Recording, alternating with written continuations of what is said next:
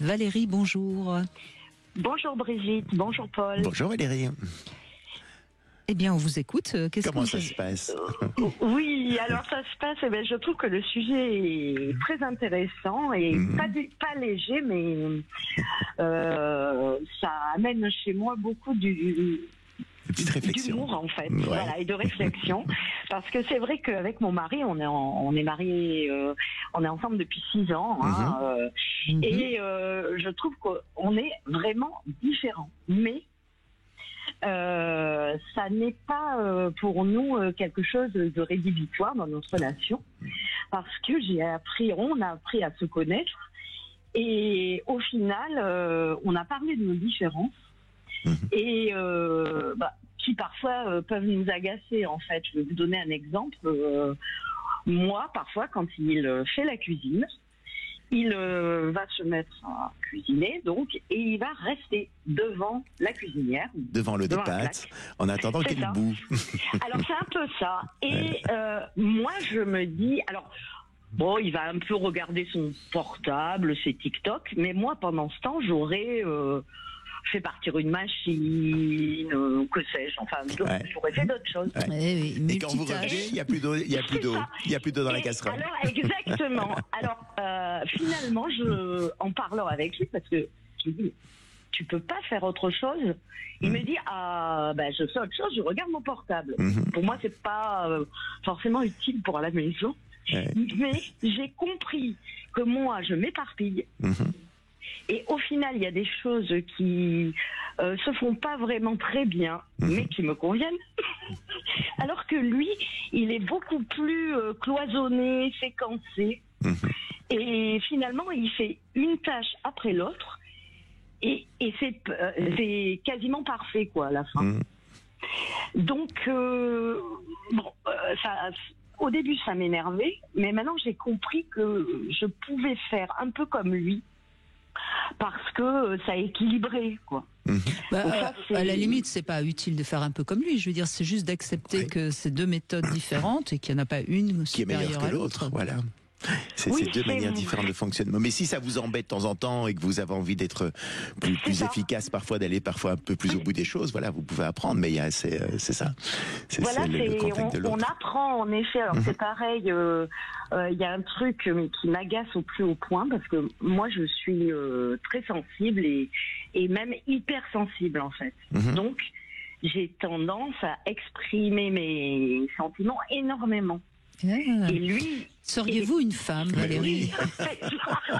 Et lui, voilà, exactement. Il est plus sur la réserve. Alors, voilà. C'est pas. Mais là encore, pour qu'on arrive à communiquer. Moi, ça peut me faire ça peut me faire de la peine, alors qu'il l'a pas voulu en fait. Parce simplement... que le risque parfois, c'est qu'il veut un peu vous interrompre ou qu'il va amener une solution à un problème, alors que vous avez juste besoin d'une écoute à ce moment-là. Et donc ça vous énerve. Exactement. Alors ce qu'on a pris l'habitude de faire, c'est, alors déjà moi, comme je pars au quart de tour, c'est de ne pas partir au quart de tour. Comment vous faites? Je me retiens, mais j'ai un sas de non, mais en fait, on a une sorte de sas de décompression en fait ensemble. Par exemple, on se dit le soir ou un jour de la semaine, on se pose et on discute. Alors je dis, tu vois là, j'ai compris ça, et toi qu'est-ce que t'en penses? Et donc on arrive à mieux connaître l'autre et à voir qu'en fait... il arrive à rester en place quand vous êtes... Oui. Parce qu'il sait que c'est le moment. Il sait que là, Oui, parce que c'est le moment en fait. Parce que moi j'ai souvent tendance à lui dire des choses importantes, mais entre la poire et le fromage, ou je sais pas... Et c'est pas le moment. Mais non, en fait, je pense aussi que tous les deux, on a à la fois un caractère. C'est vrai qu'on est différents, mais moi aussi, j'ai des traits de caractère masculins. Sûrement. Et lui, féminin. Oui. Je pense. Sûrement. C'est là tout l'intérêt de comprendre justement c'est pas les hommes et les femmes, c'est les polarités masculines et féminines qu'on a chacun de nous. Et la difficulté, c'est quand il y en a un qui parle masculin et l'autre qui répond féminin. Mais ça peut être la femme qui parle masculin et l'homme qui répond en féminin. Donc c'est là l'idée, c'est de pouvoir décoder justement dans quelle polarité vous vous trouvez. à un moment de la journée, parce qu'on oscille constamment, évidemment, entre les deux.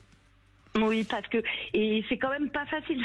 Enfin, moi, je trouve que c'est un travail quelque part qui est plaisant parce que. Je crois que vous vous aimez et que vous avez envie que ça fonctionne, donc vous faites l'un et l'autre un effort pour communiquer, pour mieux vous comprendre, pour pas partir tout de suite dans l'idée que c'est l'autre qui a tort, parce que finalement vous avez chacun votre vérité. Il n'y a pas une vérité absolue, et c'est pas parce que vous fonctionnez comme ça que c'est comme ça qu'il faut fonctionner. Et ça, vous l'avez compris.